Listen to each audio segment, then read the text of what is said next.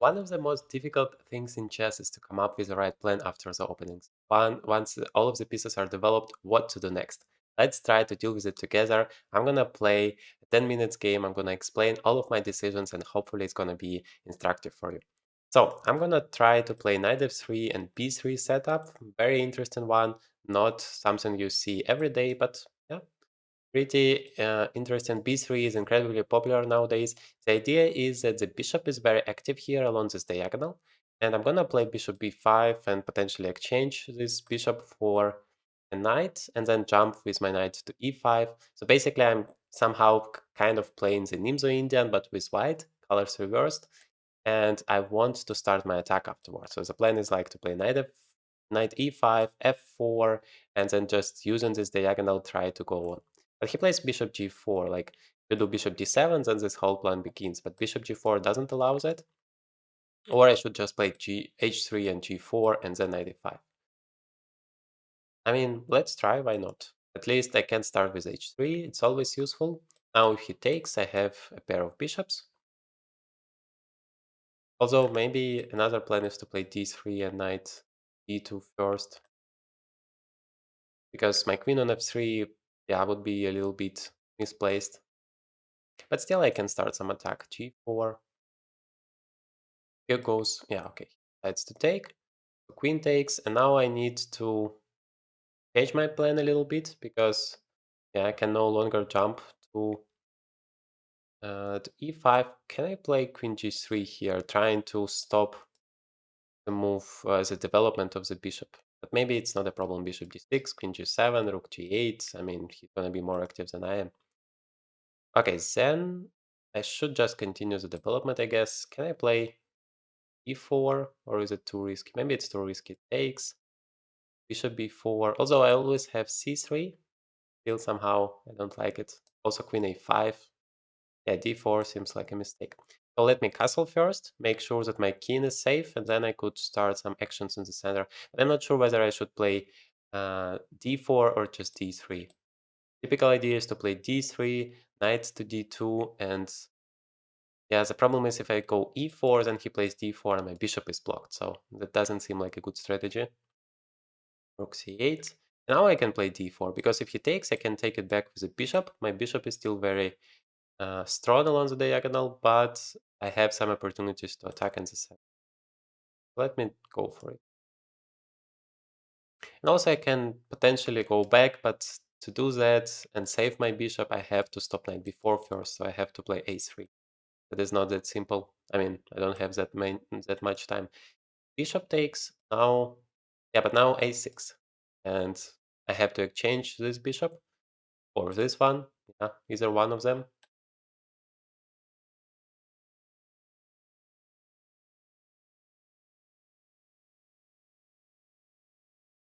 How do I do that? Doesn't feel like I get much out of the opening, to be honest. I have bishop takes, rook takes, and c4. If it takes twice, I'm taken on b7. That would be a great position for me. Otherwise, yeah, I'm putting some pressure. I like it. Because d5 pawn would be protected, and I still have some advantage in terms of the development because his king is still not castled. So I have to use it. I have to be aggressive right now because it just needs like 2 tempi and then he's gonna be fine. What I don't like is that after takes, he can take with the queen, and yeah, maybe it's still something because I take it back. If knight takes, I mean bishop e7, for example, then bishop g7 wins a pawn. If he takes with a pawn, then it's gonna be an isolated pawn. He takes first. Yeah, it's a smart thing because now I'm gonna have an isolated pawn. I was fine with that because I just wanted to create some threats for him to open up the position. That is my goal. But if I don't achieve anything, of course, it's potentially a risk here because the pawn is isolated and it's not gonna be better time. Yeah, so the problem I guess is if I play rook d1, he just goes queen c7, and I don't really have a good follow-up. Maybe c4 was too optimistic. I mean, I do get some advantage in terms of the development, but that's all I get. Don't see how I continue my initiative. queen c8 to avoid some potential attacks from the bishop. Yeah, I guess it doesn't make much of a difference. What I like is that I'm gonna put some pressure on this b pawn, because he also has a weakness, and c4 is well protected by the knight for now. Maybe I should have played rook d1 in the first place. Maybe I should have played rook b1 because he still needed to defend the pawn somehow, and then he would spend the move with the queen no matter what, and then I would double the rooks immediately, and this way I'm just wasting the move for rook d1. I thought it's good to put your rook on the open file. It's what the rules say, but maybe it's an exception here because the rook is not doing much on d file in d file no matter what. But I still am a little bit more active because, yeah, 97. Now bishop to f6 is an idea, I guess. Exchange my beautiful bishop. I mean, queen g3, just bishop. I don't know if I can play. No, e4 doesn't give me anything. If e5 is still not possible, I don't have enough defenders, and desirable knight e4 is a problem because of rook takes e4. But maybe I have queen 4 or g3 before, let's say, because he's having some issues there. Might get into trouble. So, yeah, so it's a real sacrifice. Otherwise, I just don't like bishop f6, and then I don't have anything. It seems like I'm just worse due to this pawn. I might, of course, just play rook b3 and ignore it, bishop f6 and just rook b1, and say, how do you defend this pawn? That might be a plan. Because if he takes, I'm taking it back, and I have two pawns there. Nothing wrong, actually. If he plays knight e5, I can just take it and play rook takes b7. Yeah, seems like good plan. I'm still, yeah, sad that I have lost this tempo, but I have to admit my mistake and still go for it. I mean, yeah, 94 was an alternative, but I didn't feel that it's enough there. Maybe I could have played a queen to g3 and a knight to d6.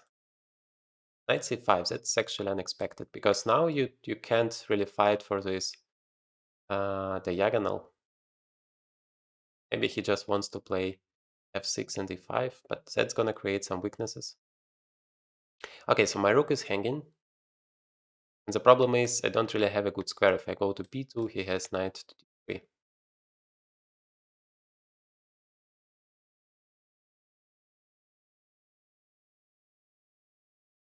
Go to b4, that are some cover attacks. I can just exchange it and play rook b1, but I lose my beautiful bishop. I don't really want to do that. I can go rook b1 back, but yeah, just somewhat improved his knight position, although on the other hand, it's not helping him in terms of the defense. f6, gonna be very solid there, and I don't see a good way to continue the attack. So I guess I'm gonna take it and try to play positionally. Because also my queen is very good here, putting some pressure on this b7 pawn. So if he takes with a rook, I immediately win the pawn. If he takes with a bishop, at least I'm gonna have some ideas with a knight. So first, I guess just rook b1. He has b6, but yeah, still knight e4, and you constantly have to keep an eye on this pawn. Definitely my pawn is also very weak. No question about that. Yeah, probably I don't have much here, but I'm gonna try to put some pressure on my opponent. I'm gonna try to create as many threats as possible.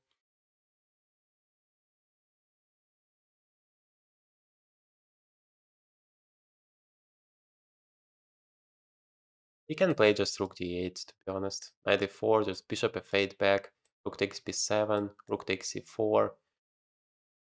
Ah, okay, I have queen f7. Actually, there are some weaknesses in his camp, so it's not that simple. So maybe he has to play rook c7. Yeah, but rook c7, it doesn't help. He'll take. He has to play b6, probably, but then, yeah, he also came to this conclusion. But then he always have a problem with this pawn. Can never escape with his bishop. I mean, he can. Knight e4, bishop e7, takes. I have rook b7. Yeah, bishop b7 is covering all of the squares from my knight. That's a pity.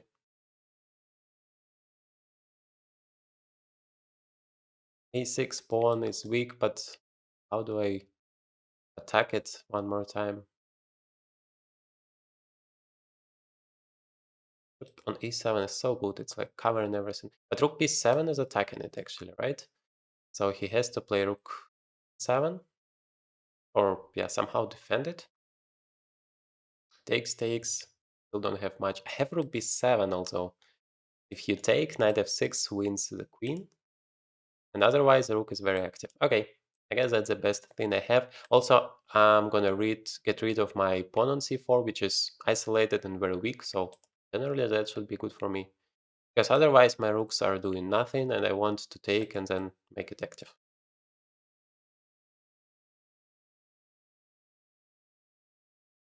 f5.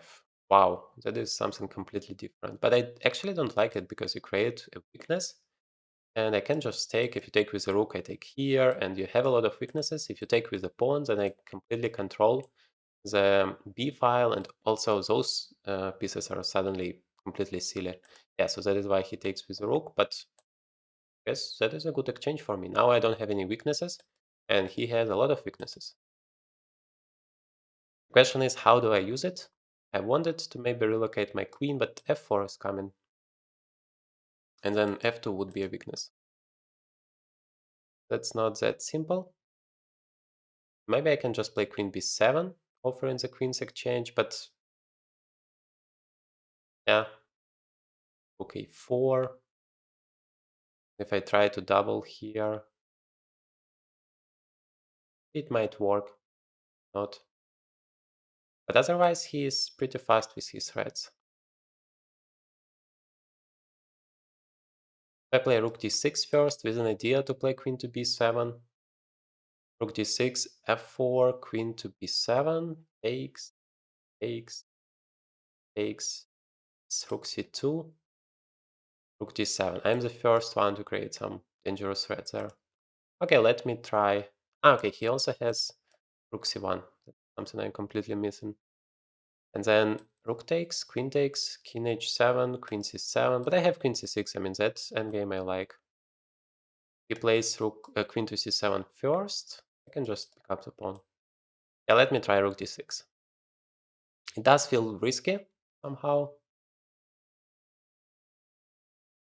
By the way, maybe after f4 I can just play e4 and try to stop everything. Try to just bring my rooks there and try to take everything, and my king is relatively safe now after the move f4 and e4. Maybe that is an idea, and then queen to g4 is also possible. Okay, rook c1 I have to take. But I actually was okay with this exchange because queen c7 I have queen c6 and I'm attacking all of the weak pawns. This endgame should be favorable for white. The question is, can I convert it? Because rooks endgame, as you know, are often just a draw. But at least in a practical game, it should be very difficult for black to survive. I'm gonna have this passer. Okay, he's not exchanging for now. But actually, okay, he wants to create some counterplay here. I thought about playing g3, but maybe f4 is more solid because then my king is relatively safe. It's very important when there are queens in the endgame to make sure that your king is safe. So here I quite like my king.